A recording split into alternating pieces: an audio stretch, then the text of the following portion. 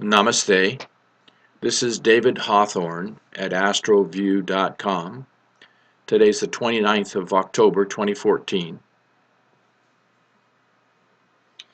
Now there's a horoscope for every moment of the day, and this represents the life of any important event. That is why it is important to elect an auspicious time. We call it a muhurta in Vedic astrology. So we can elect an auspicious time to take a wedding vow, or to buy property, or to start a new business, or to launch a space shuttle, or to get sworn in as the President of the United States.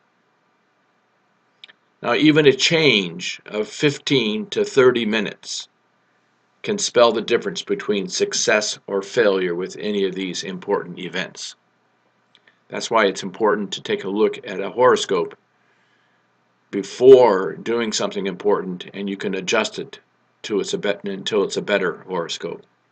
So, for example, this is the chart for the NASA Antares rocket that exploded upon launch last night. So it launched October 28th, 2014 at 6:22 p.m. in Wallops Island, Virginia.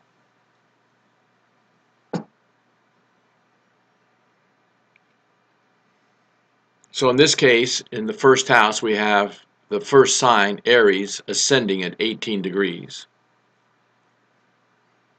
In the second house, we have Taurus, third house, the third sign, Gemini, fourth house, fourth sign, Cancer. This is an exalted Jupiter in Cancer. Everybody's been talking about how great it is to have Jupiter exalted, but that's only half the story. I'll go into more of it in a minute.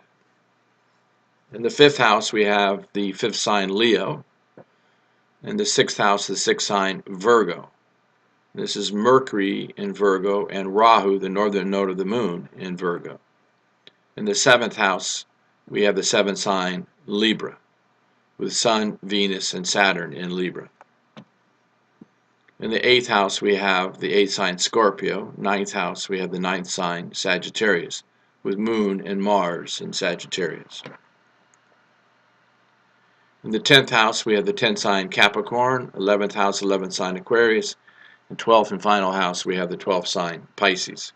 And this is Ketu, K-E-T-U, the southern node of the moon in Pisces.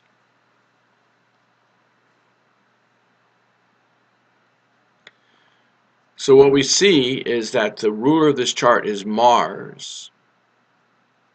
And Mars also rules explosions. And Mars is sitting here in the 9th house with Moon. Now both of these planets are in the Multricone sign of Jupiter. This is Sagittarius, ruled by Jupiter. So these two planets are codependent on the strength of Jupiter.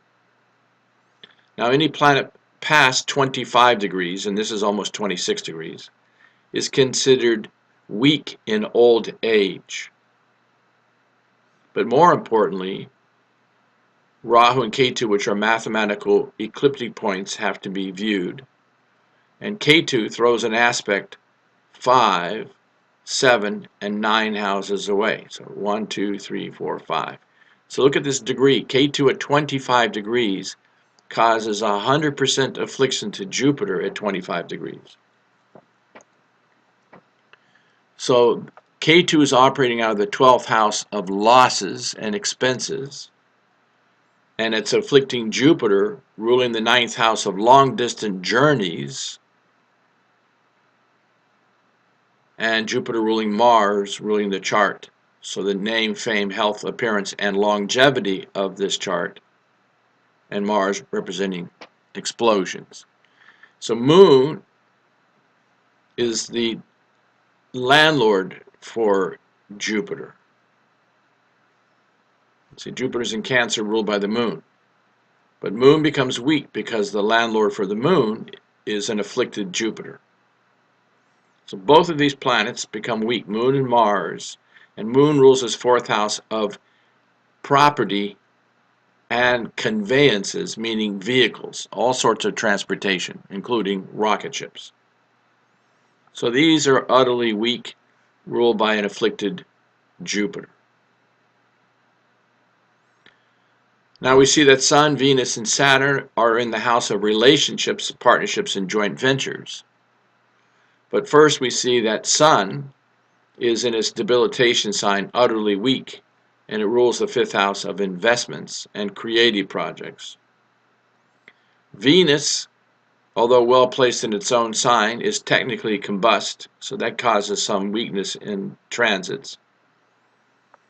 And Saturn, ruling the house of gains and income, although exalted, is at 29 degrees. There are only 30 degrees possible, and anything past 25 is old age and weak. An old person means well, but they no longer have the power to protect and provide for you. So these planets become weak as well. Now this leaves Mercury, and you can see that Mercury is in the 6th house in Virgo in its own sign, which is normally acceptable, favorable. But you can see it's only a degree and a half from Rahu, and it's under the aspect of Ketu. So Rahu and Ketu can cause some sudden, unexpected calamity for Mercury, ruling the 6th house of accidents and fire.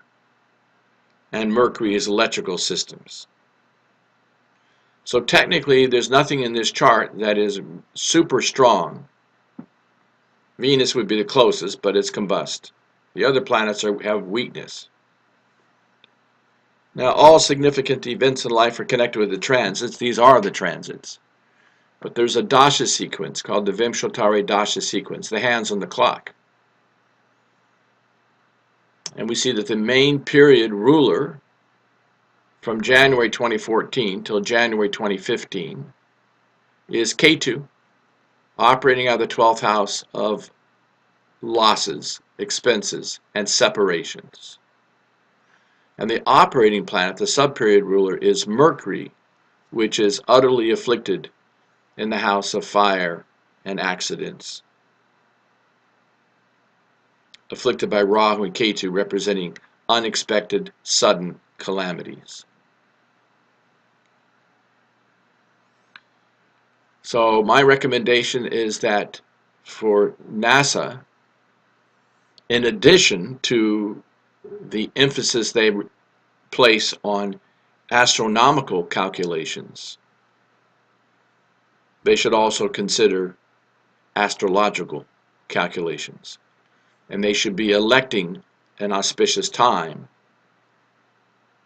so that the chart is better, so that the horoscope supports the life of the event. Namaste.